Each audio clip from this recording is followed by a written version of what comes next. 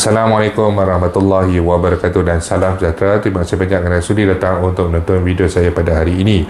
Dan bagi mereka yang baru pertama kali datang untuk menonton channel saya ataupun mereka yang masih lagi belum subscribe, saya mohon jasa biar anda untuk subscribe ke channel saya. Dan bagi mereka yang dah subscribe, saya mohon anda untuk kongsikan video ini kepada rakan-rakan serta ahli keluarga anda. Semoga apa yang saya nak kongsikan sedikit pada hari ini adalah satu perkongsian yang bermanfaat untuk kita semua, insya-Allah. Okey, seperti mana yang saya telah kongsikan semalam berkenaan dengan persoalan daripada ramai sahabat-sahabat yang bertanyakan adakah UMNO sudah pun U-turn dalam isu Al-Citra ini. Jika kita lihat daripada posting Datuk Seri Ahmad Zahid Hamidi itu sendiri, beliau masih lagi berceritakan, masih lagi memperjuangkan tentang isu Al-Citra sebanyak RM10,000. Posting beliau menyatakan bahawa kita faham rakyat masih terus berharap agar mereka dibenarkan mengeluarkan sedikit lagi wang daripada akaun kedai BSP untuk digunakan pada waktu sukar ini. Okey, kini cuma rakyat dan parti UMNO yang masih bersama dalam perkara itu. Hanya tinggal rakyat dan parti UMNO memahami betapa terdesaknya sebahagian kita mahu mendapatkan wang tersebut bagi menampung keperluan diri dan juga keperluan keluarga. Bagi parti UMNO, desakan pengeluaran RM10,000 one-off ini buat kereta akhir bukan isu politik tetapi isu berkenaan dengan kepentingan rakyat yang masih lagi dalam kesusahan berdepan dengan kesan long COVID dalam sektor ekonomi. Okey, jadi ini adalah satu posting yang dikeluarkan oleh Datuk Seri Zahid Hamidi. Kenyataannya bertentangan dengan apa yang dinyatakan oleh Datuk Seri Ahmad Maslan sebelum ini, yang Datuk Seri Ahmad Maslan berkatakan kemungkinan besar pengeluaran Al-Citra ini mungkin tidak dapat direalisasikan, walaupun sebelum ini beliau sendiri yang mengutarakan isu ini di dalam sidang khas Parlimen. Okey, jadi kita mengharapkan, pencarum mengharapkan, saya sendiri secara peribadi mengharapkan konsistensi dalam perjuangan ini bagi meneruskan pengeluaran Al-Citra sebanyak RM10,000 ini. Dan atas kapasiti sebagai Presiden Parti, saya sangat yakin Datuk Seri Zahid Hamidi boleh menggunakan segala apa yang beliau ada untuk mendesak kerajaan bagi meluluskan untuk pengeluaran Al-Citra sebanyak RM10,000 secara one-off payment. Isu pengeluaran ini tidak sepatutnya berlaku, tidak sepatutnya sukar dan tidak sepatutnya terlalu berliku-liku seperti apa yang berlaku sekarang dah masuk bulan Februari pun, kerana mereka ini berada dalam satu parti dan mereka ini pada saya adalah sepakat dan sefahaman.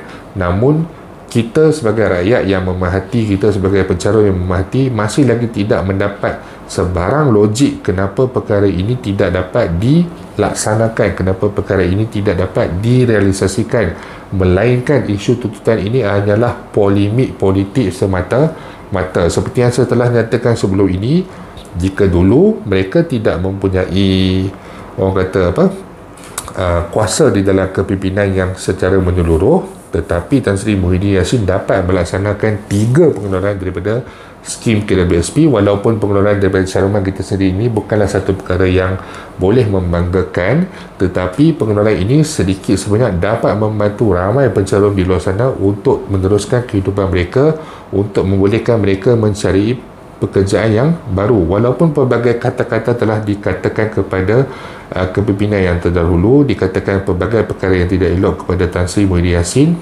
3 pengeluaran sebanyak RM21,000 secara total telah pun dibenarkan. Namun sekarang apabila mereka berada di dalam satu landasan, mereka berada di dalam satu kapal yang sama, perkara ini tidak dapat dilaksanakan. Itu yang menjadi persoalan daripada kalangan pencarum-pencarum sekarang. Kenapa perkara ini kelihatan sangat sukar sehingga terpaksa wakil pencarum daripada kalangan individu sehingga terpaksa menyerahkan memorandum dan juga petition kepada Yang di-Pertuan Agong. Sepatutnya perkara ini tidak perlu berlaku dan sepatutnya perkara ini tidak perlu melibatkan pihak istana dan juga sebagainya. Kepimpinan itu sendiri dah patutnya boleh menyelesaikan isu-isu berkaitan dengan tuntutan Al-Citra sebanyak RM10,000 ini. Jadi saya secara peribadi, pencarum khususnya di luar sana, ramai yang mengharapkan keputusan untuk diluluskan pengeluaran Al-Citra sebanyak RM10,000 ini akan dapat kita perolehi, akan dapat kita dengari dalam masa yang terdekat. rakyat daripada golongan pencarum sudah terputus tunai selama sebulan bermula pada bulan Januari ini, dan jika perkara ini berlarutan, berpanjangan dan sebagainya, ramai yang akan menghadapi pelbagai kesusahan, pelbagai situasi yang mungkin kita tidak boleh fikir, yang benda-benda tersebut macam tak masuk akal, tetapi ada kebarangkalian yang akan berlaku seperti yang saya lihat dalam channel Saja Sembang daripada Amri Fahizwan.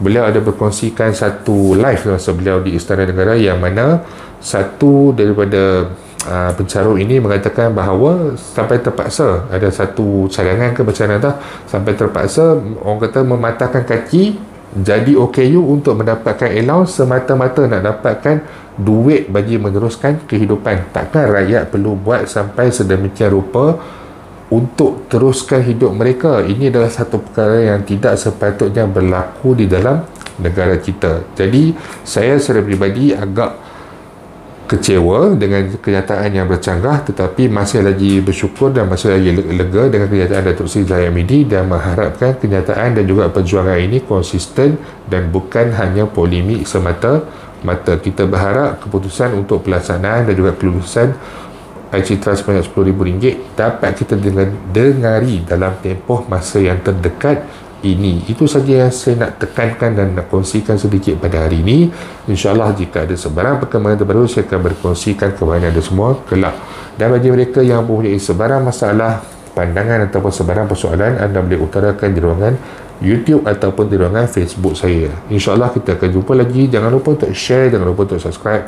Assalamualaikum warahmatullahi wabarakatuh.